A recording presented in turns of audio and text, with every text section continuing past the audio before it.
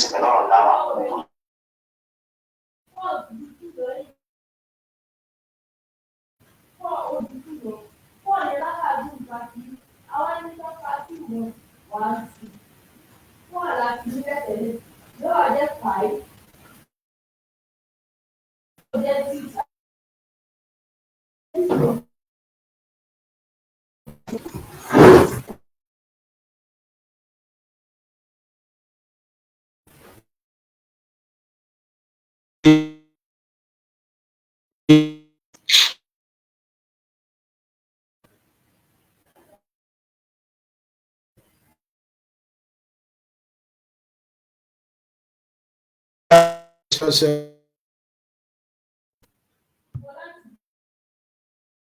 Bye.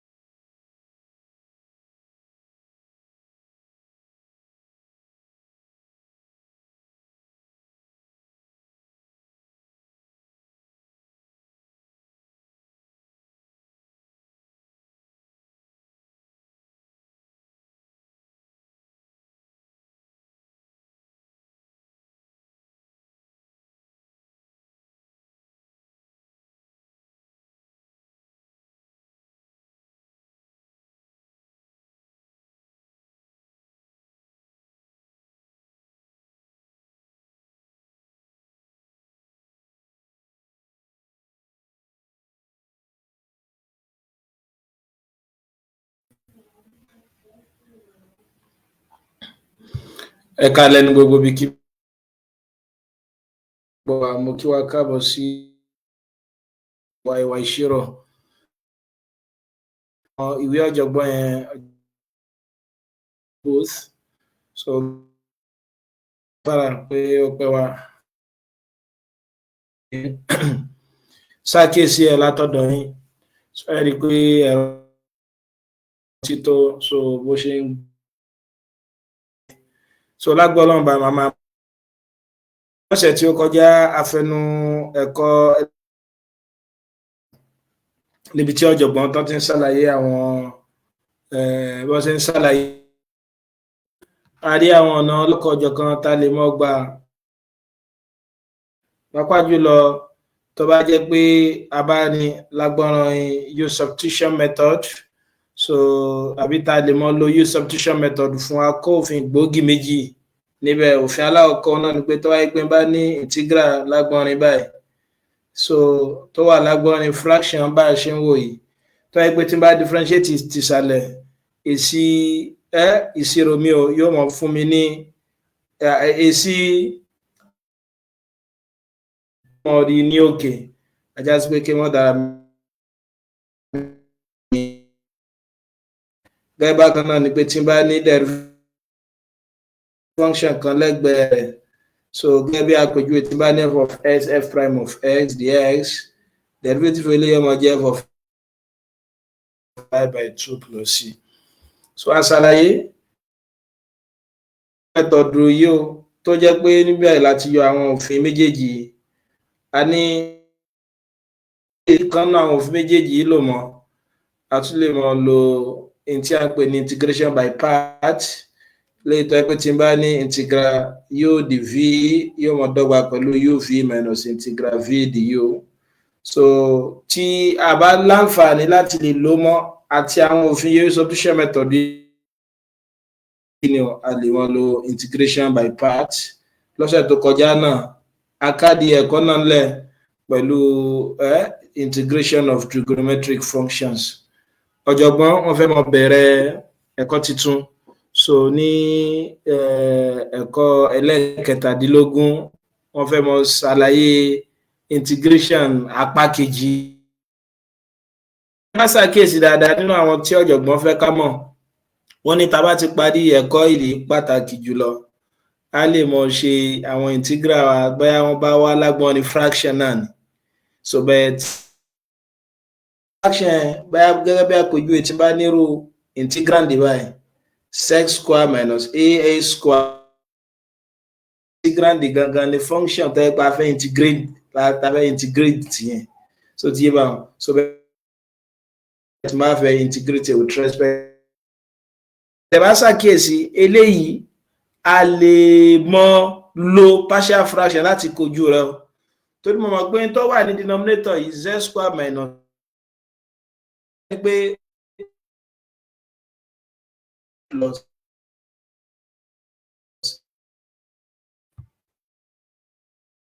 fraction fún bẹ́ẹ̀ kìí ṣe gbogbo ìgbà ló jẹ́ pé tó wà nísàlẹ̀ náà láàmú tàbí lálè mọ orí kojú torí yàtọ̀ sí function eléyìí tẹ́wọ̀ yìí a tún ní àwọn kíni o a ní àwọn ọ̀nà mọ́sàn mìíràn tó lè ṣe kíni o tó lè farahàn ẹbí àpèjúwe so a tún lè ní 1 divided by z square plus a square kó lè mọ́ rọrùn láti expand eléyìí o àbí láti factorize eléyìí o tó bá yí pa bá ní integrand wà lágbàrin báyìí tàbí tí bá ní 1 divided by square root of a square minus z square so tí yé wà kódà tàbí tí bá ní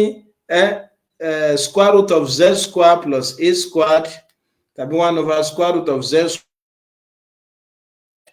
kódà mo tún lè ní irun kan báyìí square root of a square minus nìkan ṣàgbélé yìí kò sí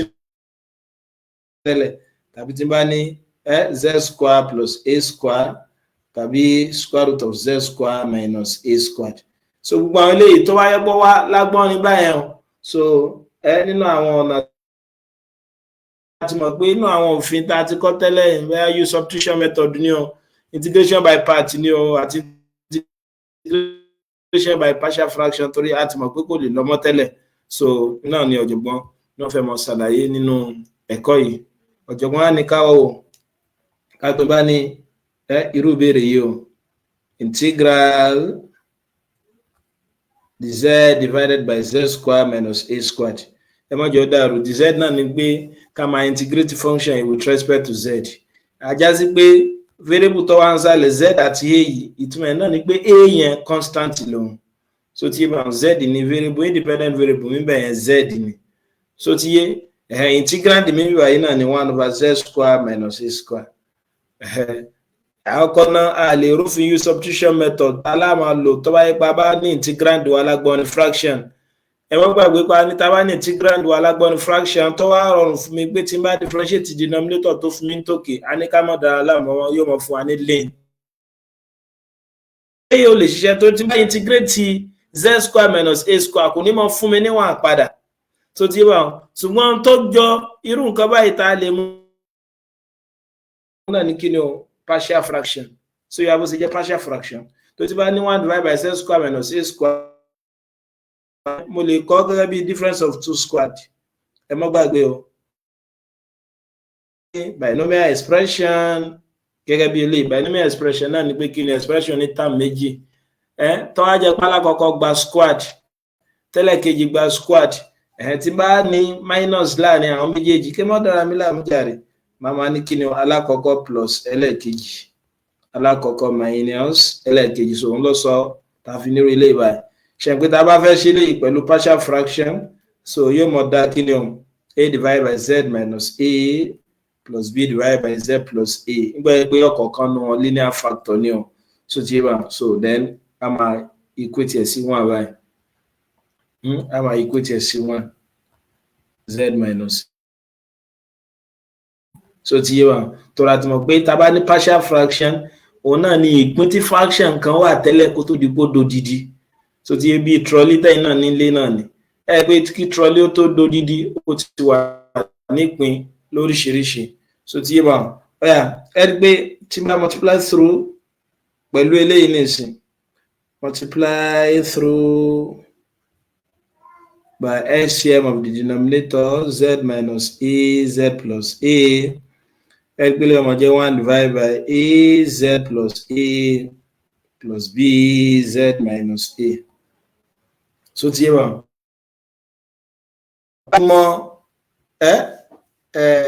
láti mọ a mi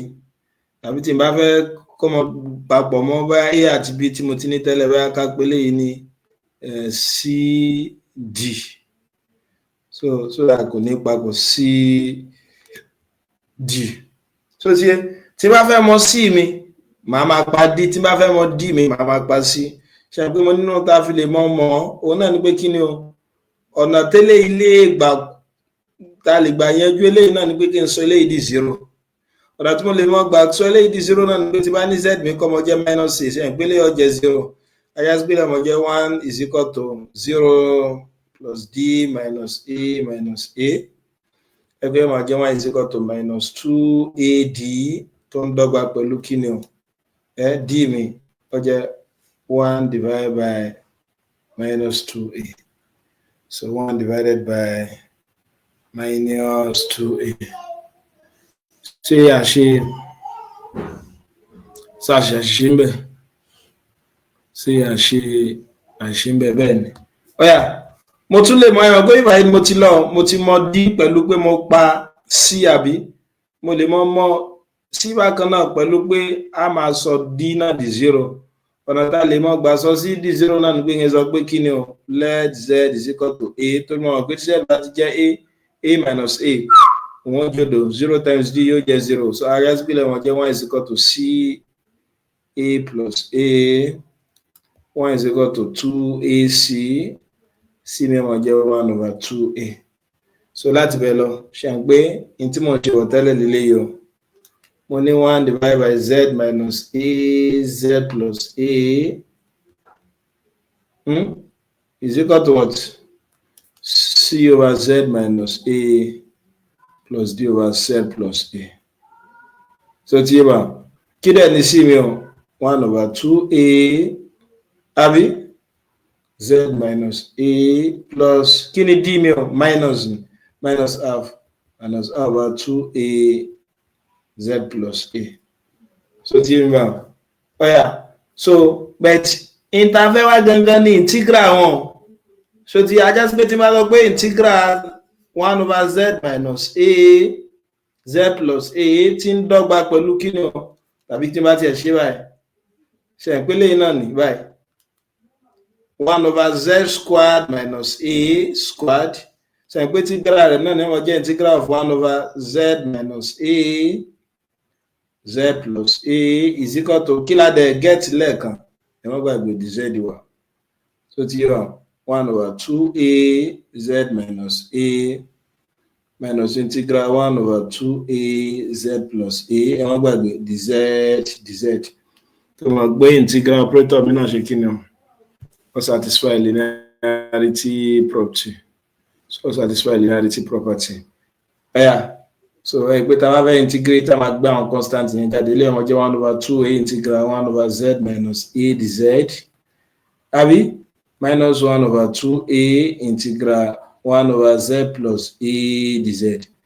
kò ti rọrùn báwọn ṣùgbọ́n ní tá a bá ti kọ́kọ́ ní integral alágbọ́n ní fraction tí ọkọ̀ máa wá sọ́kàn mi náà ni pé kí ni o ṣe tí bá differentiate ti sàlẹ̀ ṣé ọmọ fún mi ń tókè ẹ̀jẹ̀ ń dánwò pé derivative eléyìí nísìnyí yóò máa fún wa ní kíni pẹ̀lú tá a ti kọ́ tẹ́lẹ̀ ln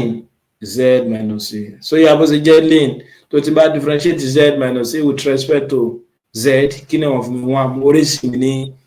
òkè àdẹ̀sọ fún òpófin kan sọ fún wa pé tá a bá ní integrand wa alágbọ́nrin fraction tó wá jẹ́ pé tí n bá differentiate ti ìsàlẹ̀ tó fún mi tó kéèké mọ́ dára mi láàmúfà lẹ́wọ̀n jẹ́ ln f of s plus c so tí la fi mọ̀ pé lè náà jẹ́ ln z minus a ilé náà mọ̀ jẹ́ minus 1/2a ọ̀yà kí ni ìyẹn náà jẹ́ ln z plus a plus c tí a bá wọn ẹ rí i pé 1/2a common àbí kí ni ọmọkùnrin ìsìn ln z minus a bẹ́ẹ̀ ni minus ln z plus a plus c bẹ̀tẹ̀ bá ṣàkíyèsí dáadáa ẹ rí i pé ln àti mọ́ sọ fún wa lọ́pọ̀lọpọ̀ gbà pé logarithm lòun náà natural logarithm ni o torí tá a bá ní log 10 alálẹ̀ kan láì tiẹ̀ fi bèsì sí ìyẹn ni common logarithm a ní binary logarithm so tí wà á wá ní logarithm tó bá gba base e tí a ń pè natural logarithm alóhùn la lè kọ bí ln ìgbà tí mo ti wá mọ̀ pé ln yìí náà logarithm ni ajá sí pé gbogbo òfin tó bá logarithm náà ṣiṣẹ́ mo lè mọ̀ lò fún ln náà kádẹ mọ́ gbàgbé nínú òfin tó bá logarithm ṣiṣẹ́ náà ni pé kí ni ìròpọ̀ lọ́ọ̀gì function méjì yóò mọ̀ dọ́gba pẹ̀lú kí ni lọ́ọ̀gì product wọn so ti yé bá so log a plus log b òun náà ni yóò mọ̀ dọ́gba pẹ̀lú log ab so gẹ́gẹ́ náà tí bá ní log a minus log b yóò mọ̀ dọ́gba pẹ̀lú kí ni log a minus divided by b ajá sí pé n tá à ń ṣe bọ̀ ní ìsìn yóò mọ̀ jẹ́ kí ni 1/2a ọ̀yà tàbá lòfin logarithm mi báyìí yóò mọ̀ jẹ́ ln z minus a divided by z plus a plus c ẹ dákun ẹ jẹ́ ká dì mọ́ so tí bá ń sọ òun náà ni pé lákòótán so tí bá ní irú integrand yìí o pé integral 1 divided by z square minus a square dz so tí yóò mọ̀ dọ́gba pẹ̀lú kí ni 1/2a ln z minus a z plus a plus c ìwọ́n dára yín láàmú òun náà ni pé ìgbà tá ní z kódà a lè ní a náà so tí wà so àbí a lè ní x gan náà bẹ́ẹ̀ ẹ wà àpèjúwe nísìn bí kún fún wa nírò nǹkan báyìí pé ká ṣe mú ní integral 1 divided by z square minus 16 dz ẹ rí pọ̀ jọ àbí so ìyẹn ni pé tó wáyé pé tó wà ní denominator yẹn difference of 2 square ni ìtumọ̀ integrand yẹn sọ ni tó wáyé pé tó wà ní denominator difference of 2 square ni ẹ rí pé difference of 2 square lè mo lè tún kọ tí mo jẹ́ integral 1/z square minus 4 square dz àǹfààní àwọn òfin ni pé mi wà ní bùkátà láti lè jẹ́ pé màá máa ṣe kí ni màá máa ṣe láti ilẹ̀ mọ́ so ti yé wa so ìgbà tí mo ti mọ̀ pé lẹ́yìn difference of 2 square ni so mo lè kọ eléyìí náà tí wọ́n jẹ́ kí ni integral 1 divided by z plus 2 z plus 4 z minus 4 dz so tí yé sàn pé difference of 2 square tá a bá ní binomial expression tálá ọkọ bá gba square tẹ́lẹ̀ kejì bá gba square tí wọ́n ń ṣàjọsí wọn bá jẹ́ subtraction ẹ̀rọ aláwọ̀kọ́ pọ̀ mọ́ ẹlẹ́ẹ̀kejì times kẹrọ ẹlẹ́ẹ̀kejì pọ̀ mọ́ aláwọ̀kọ́ so tí bá ẹ̀dá pẹ̀lú òfin yẹn nìsín ajá sí pé ọmọ jẹ́ 1 divided by 2 times 4 torí tó ṣe déédéé pẹ̀lú a b by ẹ̀wọ̀ òfin yẹn náà ni pé kí ni 1 divided by 2a yàní constant tó kún yẹn second term bí by constant tó kún yẹn 1 2 times that constant lane ọ̀yà z minus a kí ló dúró fún èmi nísìn 4 divided by z minus a z plus a 4 so tí yíwa plus c ìtẹ́síwá jẹ́ ní ajẹ́sígbélé ọmọ jẹ́ 1/8 ln z minus 4 divided by z plus 4 plus c ẹ dákun ṣe agbálá èèyàn yékéyéké ẹ rí pé kò ṣe kí ni ẹ rí pé kò lè nira ẹ̀yà bóun tí wọ́n bá fún wa lórí ilé nǹkan mo ní integral 1/x square minus 5 dz ẹgbẹ̀tẹ̀ bá ṣàkíyèsí dx denominator wọn fẹ́ jọ difference of 2 square tó tọ́ sùn mọ́kọ̀ jọ tán táàmù aláwọ̀kọ́ nìkan ló gba square ṣùgbọ́n mo lè wọ́gbọ́n láti sọ táàmù ẹlẹ́ẹ̀kejì náà di square tó mọ̀ pé tá a bá ní 5 ní ìsìn 5 náà mọ̀ dọ́gba pẹ̀lú kí ni root 5 squared bẹ́ẹ̀ ni tó mọ̀ pé square náà padà máa gé square root ajá sí pé lè ọmọ jẹ́ 1 divided by x square minus root 5 square dx wọn bí agbó àlàyé yẹn yékéyéké nìsín tó ti ẹgbẹ́ ti tẹ̀ lófin kí ló dúró nídò a mi nìsín root 5 káàdẹ̀ mọ́ bá pé ta bá ní integral 1 over x square minus a square dx a ní ọmọ ọdọ́gba pẹ̀lú kí ni 1 over 2a àbí ln s minus a divided by s plus a plus c. So ajá sí pé táìgbélé tí mo ṣe bọ̀ tẹ́lẹ̀ yẹn nìyẹn bó ni màá ṣe wá ṣe nìsín yóò mọ jẹ òun náà mọ jẹ 1 divided by 2 times a kí ni a mi nìsín root 5 ọ̀yà ln s minus root 5 s plus root 5 plus c ẹgbẹ́ náà ní oṣù kí ni ọ̀ náà ni yóò jẹ́ èsì ẹgbẹ́ kò nira rárá so báyìí náà láti mọ̀ sí kí ni ọ̀ báyìí náà láti mọ̀ ṣe ọ̀yà a ní òṣèré sọ ilé ìfúnmi tí bá ní integral dz divided by z square minus 25 ẹgbẹ́ mo tẹ̀ wá kọ́ ní orílẹ̀ yìí tọ́ka yẹn mọ̀ wá ní pé sí mo lè tún kọ́ lágbọ́n ní perfect square bẹ́ẹ̀ ni so tó bá ti lè wà lágbọ́n perfect square kí ló ṣe déédéé èmi níbí by 5 ajá sí pé èmi jẹ́ 5 mo dẹ̀ ti mọ̀ pé ilé ìtọ́wá bá yóò máa jẹ́ 1 divided by 2a yóò jẹ́ 2 times 5 ln z minus 5 z plus 5 plus c ẹ dákun sí agbọ́lá ẹ̀yìn yékéyéké kódà lọ́wọ́ ní ìgbà mìíràn wọ́n lè fẹ́ dà wá lórí rú tó tí wọ́n lè fẹ́ dà wá lórí rú so ní ọ̀nà tó wọ́n lè fẹ́ dà wá lórí rú pé bóni tó bá gbé bá nírú nǹkan báyìí nǹkan so báyìí mo ní integral 1 divided by x squared plus 4s plus 2 dx so tí ṣe àpé kò jọ ìta máa ní tẹ́lẹ̀ torí ìta máa ní denominator náà ní difference of 2 square ṣé bẹ́ẹ̀ kọ́ ni bẹ́ẹ̀ ni bẹ́ẹ̀ mo lè mú kọ́mọ jọ́nà so tí ṣe àpé náà tí mo lè mú kọ́mọ jọ́nà ní pé kí ni o eléyìí nìsín mo lè sọ dá perfect square tó ẹ pé tí ọmọ sẹ́kùn bíbà yìí yóò padà mọ́ di difference of 2 square ẹ̀wọ́n gbàgbé ńgbà tá a ṣe quadratic equation nínú àwọn ọ̀nà tá a lè mọ́ gbà sọ́wọ́ ẹ̀yẹ́jú quadratic equation náà ni pẹ̀lú completing the square method ẹ̀wọ́n gbàgbé completing the square method náà ni pé kí ni o máa máa wá half coefficient s máa máa wá square rẹ̀ máa máa rò ó pọ̀ mọ́ side méjèèjì láti fi sọ nǹkan yẹn di perfect square so tí bá ẹ pé kí ni coefficient s ní ìsìn 4 ni o ẹ̀ pé mo ní plus 2 bí báyìí tẹ́lẹ̀ so tí bá ọ̀yà kí dẹ̀ ní àfò eléyìí 2 tó ti wà máa square rẹ̀ bẹ̀yìn tí mo ṣe yẹn náà nígbà yẹn pé mo ti ro 4 ọmọ kò dẹ̀ sí 4 ń bẹ̀ tẹ́lẹ̀ mo gbọ́dọ̀ mọ yọ 4 yẹn kún bẹ́ẹ̀ padà ẹ̀dá kò sá gbọ́ yé àǹfààní eléyìí náà ni pé yóò padà di perfect square tẹ́ bá fẹ́ sọ nǹkan di perfect square báyà wọ́n gbé jáde nínú ìdánwò pé kí lẹ́ẹ̀mọ rò pọ̀ mọ́ quadratic expression kan láti sọ di perfect square ìtẹ̀lẹ̀ mọ́ ṣe láti sọ di perfect square náà ni pé kí ni o ẹ wọ́n wá áàfù coefficient x yẹn ẹ máa square rẹ̀ so tí yẹ bá a mọ̀ square rẹ̀ ajá sí pé lè mọ̀ jẹ́ x square plus 4s plus 4 plus 2 minus 4 so tí yẹ bá bẹ̀tẹ̀ lè ṣe kí ni ọjọ́ perfect square ṣe pé perfect square lè òun náà ni kí ni o s plus 2 everything square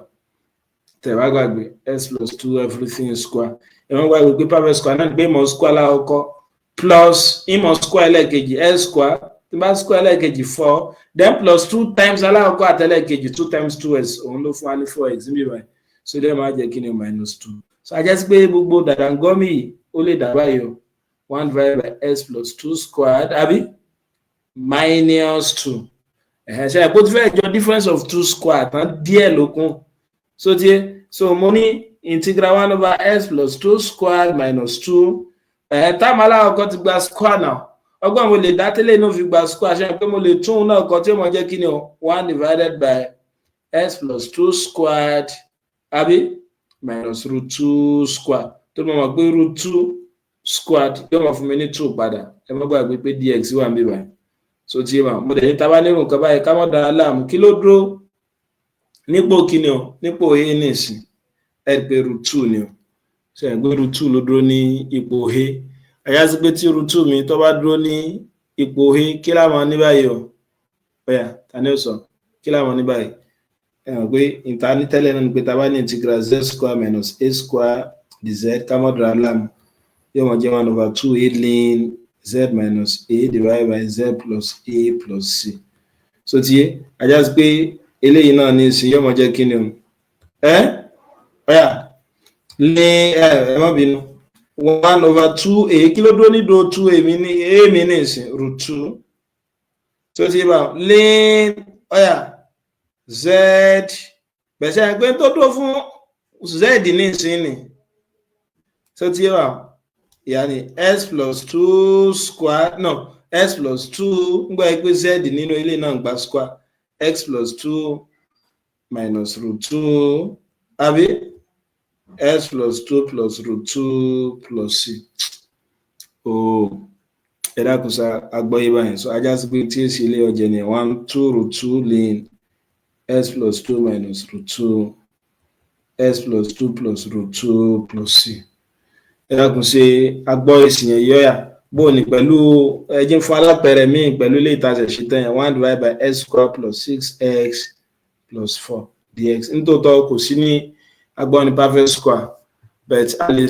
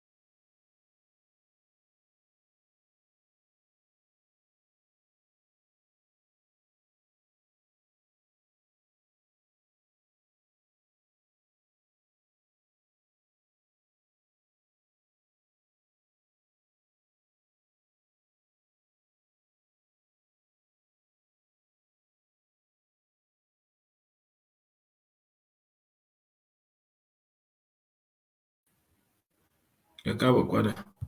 So ibi tí mo ti lọ náà ni pé nítòótọ́ eléyìí s square láti ní eléyìí ò tí di perfect square tán mo la lè tún eléyìí kọ báyẹn 6s plus 4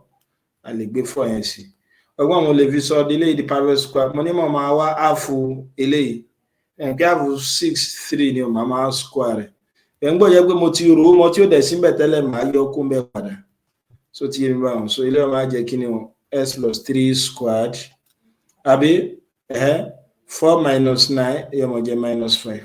so eléyìí gbogbo eléyìí ní ìsìn yóò máa jẹ́ integral 1/x plus 3 squared minus 5 dx ṣe àpẹẹrẹ tó dúró nípò z ní ìsìn ni so ti eléyìí dẹ̀ dúró nípò a mo dẹ̀ ti mọ̀ pé tí n bá ní integral 1/z square minus a square dz kí mọ́ dára mi láàmú jáde yóò máa jẹ́ 1/2a ln z minus a z plus e plus c. So ti ajá sí pé gbogbo eléyìí tá à ń ṣe bọ̀ tẹ́lẹ̀ tí ń ṣe kí ni o 1/s plus 3 squared minus 5 ẹ̀ pé 5 náà mo lè kọ́ gẹ́gẹ́ bí square root of 5 squared yóò máa jẹ́ kí ni o 1/2 root 5 ln s plus 3 minus root 5 s plus 3 plus root 5 plus c. Ẹgbẹ́ àbùkátà láti àsórí tó bá ẹgbẹ́ àbá ti ń ṣe dáadáa yóò máa ṣe kí ni ọ̀run yóò máa rọrùn bẹ́ẹ̀. Ọ̀yà ẹ jẹ́ fún alápẹ̀rẹ̀ kan sí ní agbọ́n yìí kó tó di pé yàbọ̀ sí òmíràn. Ẹ wo eléyìí o bó ni ti bá ní integral x square plus 10x plus 18 dx. Yeah, nítòótọ́ ààrẹ lè kọ àbí kò tíì sí lágbọ́nrin kíni o lágbọ́nrin perfect square lágbọ́nrin difference of two square ṣe ń gbé ta akọ́tẹ́lẹ̀ náà ni pé tí bá ní integral z square minus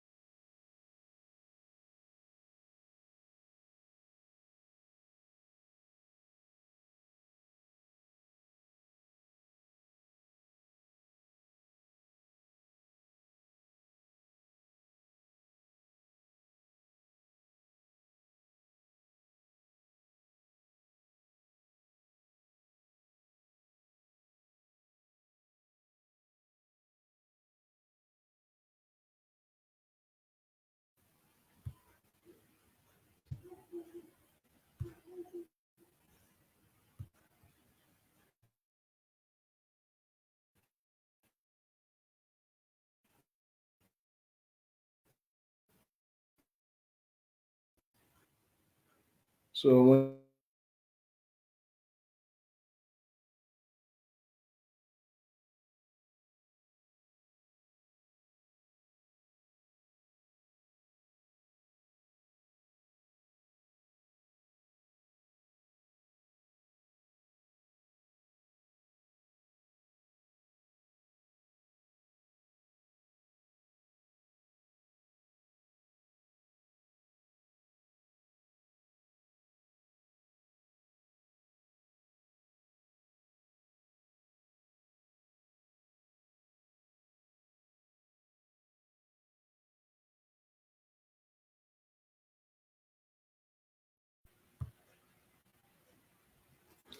so òun náà ni pé 5 yìí kò gbọdọ̀ sí ń bẹ̀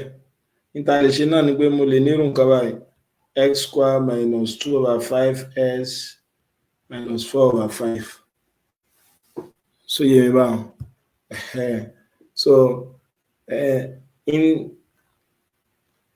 in tí mo bùkátà láti sọ di perfect square ní ìsinmi so eléyìí ọmọ jẹ́ x square dàbí minus 2/5x ẹ̀dẹ̀ mọ́ gbàgbé láti sọ di kí lámà ọ̀rọ̀ mọ́